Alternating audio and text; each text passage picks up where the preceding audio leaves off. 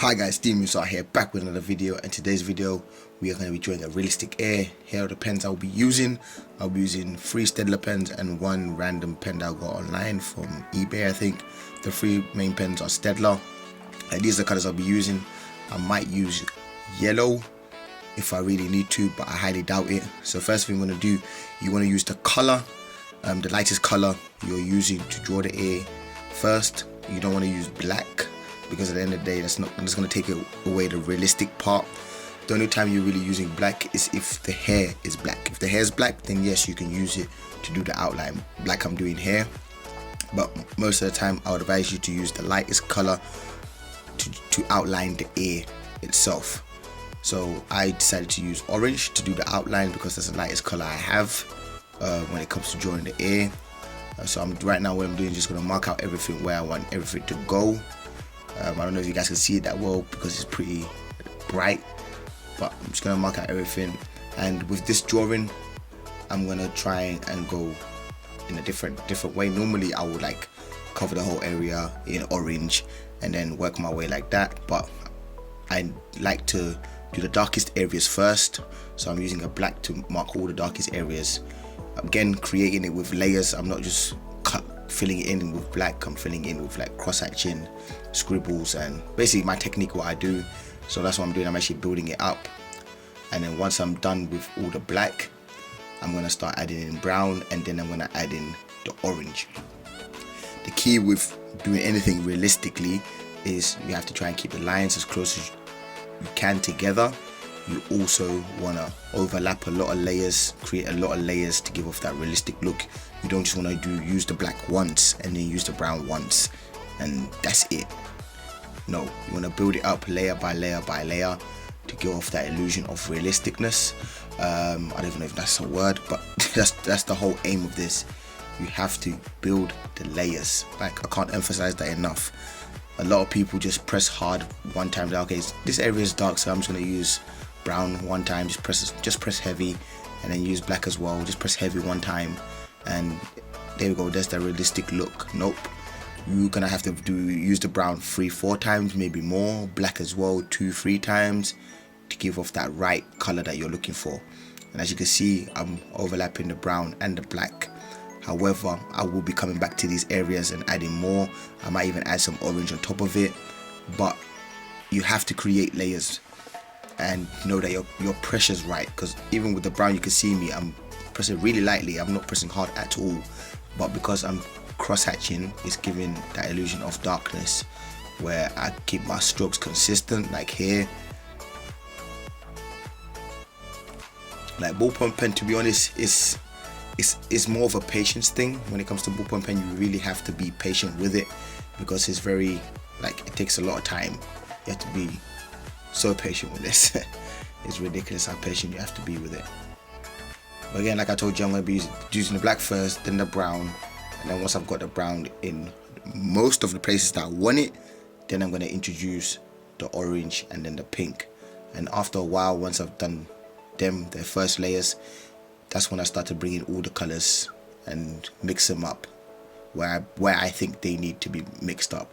Again, I'm still trying to remember that I have to leave the white areas, the lighter areas where the light source is hitting it, because we don't have a white pen to create that. So that as well is something you have to keep in mind when you're doing this.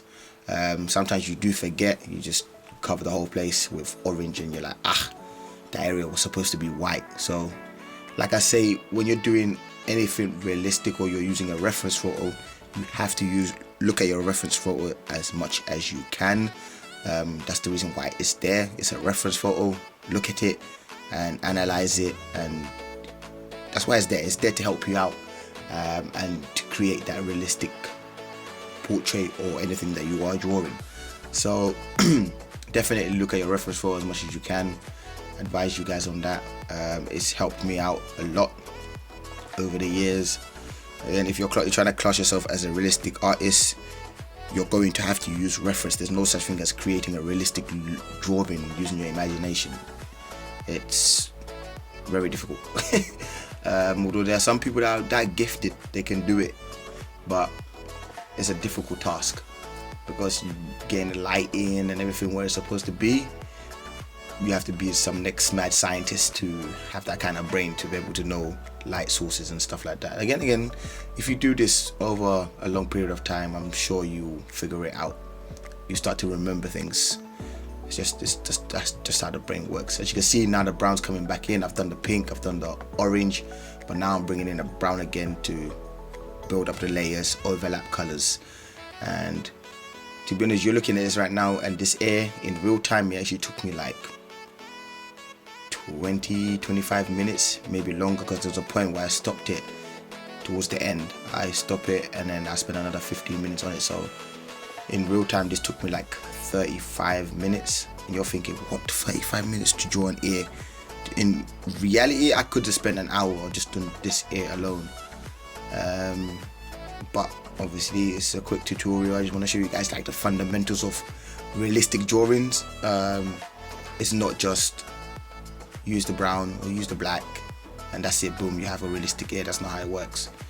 You have to build it up, build it up, build it up, build it up, and try and create different tones. It's a bit like the previous video that I uploaded on the black, used drawing a rose with a black pen. The two things you guys need to know. If you haven't seen that video yet, you can go check that out. A lot of you did comment on it saying that you found it very, very helpful. I gave a few tips in there on the importance of pressure and layering. I believe they're the two most important things when it comes to ballpoint pen. So in that video I really explained that. But yeah, right now I'm just adding more and more and more and more layers, again going in different directions, trying to keep my strokes consistent. Because when you do that imbalanced stuff, that's when people really tend to notice that it's not a realistic drawing. So your strokes really have to be consistent. Like if you're going in one direction, don't be pressing 40%, 50%, then 60%. Keep it 40 throughout. And yeah, soon I'll be stopping, and that's when I paused it. But the real-time video of this is on my Patreon account, so if you guys want to check it out, go check it out, man. So here's the final air after spending another 15 minutes on it, just adding more layers and layers and layers. I could still spend another 20-25 more minutes on this air, adding more detail and making it look more and more realistic. Although there is a point when you overdo it, and we're not trying to overdo it, we're trying to create that illusion of an ear. As you can see, it's not that bad, came out pretty decent. Let me know what you guys think. I hope you guys enjoyed the video. If you did, make sure to give the video a thumbs up. If you didn't, still give it a video a thumbs up. Don't forget to comment, share and subscribe to DeMoose Art. I'm DeMoose. If you guys would like to see lengthy tutorials, you can now head over to my Patreon. I have tutorials on skin tone, shading, layering, proportion, and how to draw hair, all sorts of how to draw a beard, everything, all kinds of different tutorials on there.